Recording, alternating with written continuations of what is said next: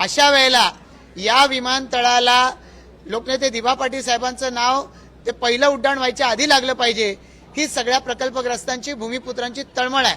आणि म्हणूनच आज या ठिकाणी सन्माननीय गणेश नाईक साहेब यांच्या नेतृत्वाखाली आम्ही त्यांना या ठिकाणी भेटलो. या ठिकाणी लोकनेते दिबा पाटील साहेब यांचे चिरंजीव अतुल पाटीलजी उपस्थित आहेत.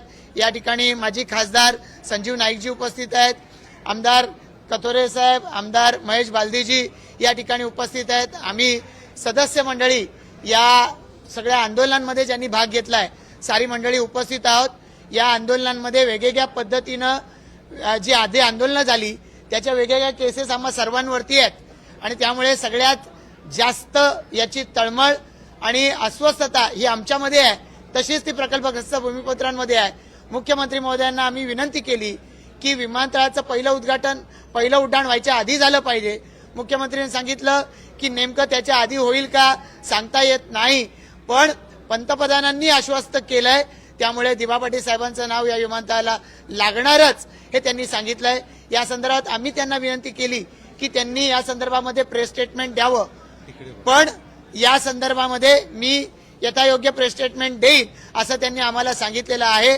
त्यामुळे लवकरच माननीय मुख्यमंत्री महोदय या संदर्भामधलं स्टेटमेंट देतील आणि या संदर्भामध्ये प्रकल्पग्रस्त भूमिपुत्र यांच्यामध्ये जी संदिग्धता आहे ही मिटेल अशी आम्हाला अपेक्षा आहे. ज्या वेळेला प्रत्यक्षरित्या नामकरण होईल त्यावेळेला हा विजय आम्ही साजरा करू. खरं तर प्रकल्पग्रस्त भूमिपुत्र ज्यांनी आंदोलनात भाग घेतला त्यांना या संदर्भामध्ये जाब विचारण्याचा अधिकार आहे, पण ज्यांनी दिबा पाटील साहेबांचं नावही घेतलं नव्हतं, कावीळ होती त्यावेळेला साहेबांच्या नावाची आणि उलट सन्माननीय हिंदू हृदय सम्राट बाळासाहेब ठाकरे यांचं नाव दिलं जावं याच्या पुढे ते शब्दही काढत नव्हते, त्यांना तर आम्हाला कुठलाही प्रश्न विचारण्याचा अधिकारच नाही. मला माहिती नाही त्यांना आंदोलन करायचंय ते कुठल्या नेमक्या कारणासाठी करायचंय, पण ज्यावेळेला मुख्यमंत्री आम्हाला आश्वस्त करतात, पंतप्रधानांचा शब्द आहे असं सांगतात, आमच्यासाठी तो अंतिम आहे निश्चितपणानं. कारण असं आहे की यापूर्वीची जी आंदोलनं झाली त्या आंदोलनांमध्ये ते कुठेही दिसले नाही, ते राजकारणात तर फार आधीपासून आहेत. माननीय मुख्यमंत्री महोदयांच्या माध्यमातून आम्ही हे सगळे प्रयत्न करतोय. त्यांच्या नेतृत्वाखाली या संदर्भात जे करायचे ते सगळे प्रयत्न करू.